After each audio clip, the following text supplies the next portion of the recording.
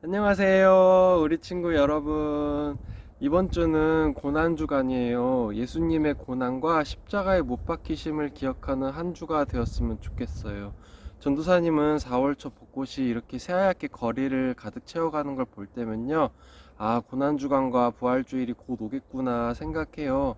벚꽃이 많이 모여 핀 곳에서는 벚꽃 축제가 열리곤 하는데요. 부활절도 기독교의 축제로 여겨지기도 해요.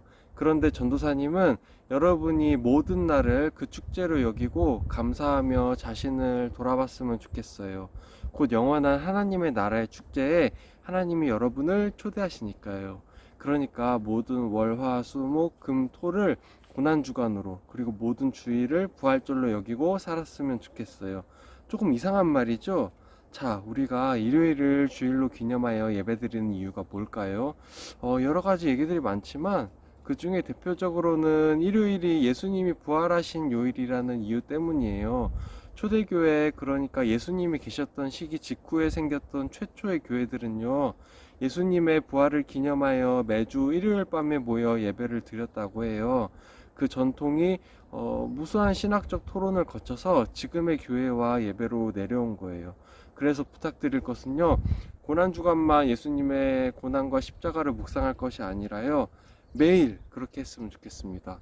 슬픔에만 빠질 것이 아니라 십자가를 통한 하나님의 사랑에 감사하고 부활하신 예수님을 따라 우리도 부활할 것을 소망하는 매일의 하루가 되었으면 합니다. 오늘 이 영상에서 잠시 얘기하고 싶은 것은 우리 친구들이 매일 성경 큐티책에서 읽고 있는 마가복음에 대해서입니다. 지난번 요리 영상에서 말씀드렸듯이 마가복음에서 가장 중요한 것은 바로 예수님이 하나님의 아들이시고 또 왕이신 그리스도시라는 것이었습니다. 저는 오늘 이 예수님이 이 땅에서 뭘 하셨는지 간단히 말하려고 해요. 예수님은 단순히 짠 하고 갑자기 나타나셔서 십자가에 달려 돌아가신 것이 아니었고요. 이 땅에서 충분히 한 인간으로 사셨어요. 성경에 나오는 예수님의 삶의 나이는 거의 40세 정도로 추측이 되는데요. 어쨌든 예수님은 왕이 되려고 오셨습니다.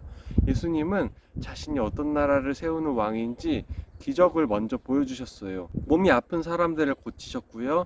귀신에 들린 사람들에게서 귀신을 쫓아내셨어요. 그렇게 예수님은 새 왕국, 그러니까 하나님 나라는 슬픔이 없고 서로 사랑하며 악한 세력이 쫓겨나는 곳임을 예고로 보여주신 거예요. 심지어 죄를 사하셨어요. 죄를 사한다는 건 하나님만 하실 수 있는 거였기 때문에 이스라엘 종교 지도자들은 화가 났습니다. 예수, 저 사람이 하나님 흉내를 낸다, 이렇게요.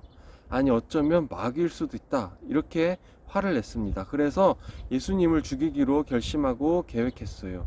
사람들은 예수님의 기적을 보면서 신기해서 따라다녔는데요. 드디어 우리를 로마 제국으로부터 구원해줄 왕이 나타났다, 이렇게 말을 하고 다녔어요. 그렇지만 사람들은 예수님에 대해서 잘못 알았어요. 심지어 제자들도 예수님이 왕이시니까 잘 따라다니면 지위와 권위를 얻을 수 있을 거라고 생각했어요. 그러나 예수님은 사람들이 기대하는 로마 제국을 무너뜨릴 왕이 아니셨어요. 예수님은 이렇게 말씀하셨어요. 나는 높은 왕이 되러 온 것이 아니라 종이 되러 왔다. 너희 대신 내 목숨을 버리려 왔다, 이렇게 말이에요. 구약시대 얘기를 잠깐 해볼게요. 하나님은 이스라엘 백성들을 특별히 택하셔서 나라를 만들어 주시고 이스라엘을 통치할 왕을 세워 주셨어요. 그 왕은 사울 왕, 다윗 왕, 솔로몬 왕으로 이어져 갔습니다. 그러나 그 왕들 역시 인간이었기에 아담의 후손으로 태어나 죄인이었고 스스로 죄를 이길 수가 없었어요. 그래서 이스라엘 왕국은 결국 무너졌고요. 이스라엘 왕국이 무너질 때 많은 선지자들이 예언했어요. 지금 이 왕국은 무너지지만 완벽한 왕이 오셔서 새 왕국을 세우실 거라고 말이에요.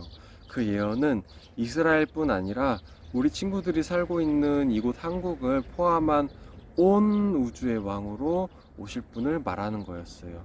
바로 예수님이죠. 예수님은 모든 죄와 타락을 이기고 하나님의 통치를 회복하시는 분이세요. 예수님은요, 사람들과 제자들에게 많은 가르침을 베푸셨지만요, 그 중에 특히 중요한 게 있어요. 바로 먼저는 하나님을 사랑하고, 그래서 이웃을 사랑하고, 심지어 원수를 사랑하라는 말이에요. 왜냐고요? 하나님이 원수 되었던 우리를 사랑하셔서 원수인 우리를 위해서 자기 아들 예수님을 대신 죽게 하셨기 때문이에요. 사람들이 원했던 왕은 원수를 무찌르는 왕이었어요. 우리도 그렇지 않나요? 예수님을 믿으면 세상에 나쁜 일은 모두 없어지고 못된 사람은 전부 사라졌으면 좋겠다고 생각하지 않나요? 그런데 예수님은요, 나쁜 일을 없애는 게 아니라 나쁜 일을 당하시면서까지 원수를 사랑하셨어요. 마가복음 1장 13절에 보면 예수님이 광야에서 사탄에게 시험 받으신 일이 짤막하게 나오는데요. 이 부분은 워낙 구약 성경과 관련이 깊어서 로마 사람들이 이해하지 못할까봐 요한마가가 책에서 자세히 쓰지 않은 것 같아요. 그런데 전도사님은 이 부분을 좀 더 얘기하고 싶은데요. 예수님은 사람들을 치유하시고 말씀을 선포하시는 삶을 시작하시기 전에 사탄에게 세 가지 시험을 받아야 했습니다. 예수님이 40일 동안 금식해서 배가 너무 고플 때 사탄이 말합니다. 너 돌들을 떡으로 만들어 먹어. 예수 당신은 하나님의 아들이니까 그럴 능력이 있잖아 라고 말이에요. 그렇지만 예수님은 자신이 하나님이었어도 자기를 위해서 그 능력을 사용하지 않고 하나님을 신뢰하며 기다렸어요. 그러자 사탄이 예수님을 벼랑 끝에 있는 성전 꼭대기로 데려가서 이렇게 말합니다. 예수, 당신이 그렇게 하나님을 신뢰하면 여기서 뛰어내려봐. 하나님이 지켜주실 거 아니야? 그런데 예수님은 하나님의 보호하심을 그런 식으로 시험하지 말라고 하셨어요. 왜냐하면 무조건 나쁜 일이 일어나지 않는 거는 하나님의 방법이 아니기 때문이에요. 하나님 자신이 나쁜 일을, 그러니까 십자가에 못 박혀서 돌아가셨잖아요. 그래서 우리를 구원하시는 영원하신 왕이 되셨어요. 마찬가지로요, 나쁜 일들은 종종 일어나고요, 못된 사람들도 종종 마주치게 됩니다. 우리는 예수님처럼 미운 사람, 나쁜 사람들을 사랑할 수 있을까요? 안 해요. 아니, 못 해요. 스스로는 못 합니다. 그렇지만 예수님을 닮아가는 우리 친구들은 그렇게 할 수 있는 힘을 하나님이 주실 거예요. 먼저는 가까이에 있는 가족을 사랑하게 되었으면 좋겠어요.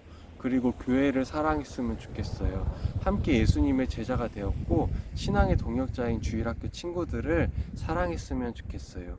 지금은 비록 만나지는 못하지만 서로를 위해서 기도하면 좋겠어요. 어떻게 사랑하냐면요, 우선 미워하지 않아야 돼요. 전도사님은요, 어릴 때 엄마 아빠가 미운 적이 있었어요. 친구들을 미워한 적도 있었어요. 그러나 예수님은 우리를 미워하지 않으셨어요. 우리를 지금도 사랑하십니다. 그런 예수님의 사랑을 생각하면서 함께 기도하겠습니다. 기도하시겠습니다. 하나님 아버지, 지금은 고난주간입니다. 고난과 부활을 묵상합니다.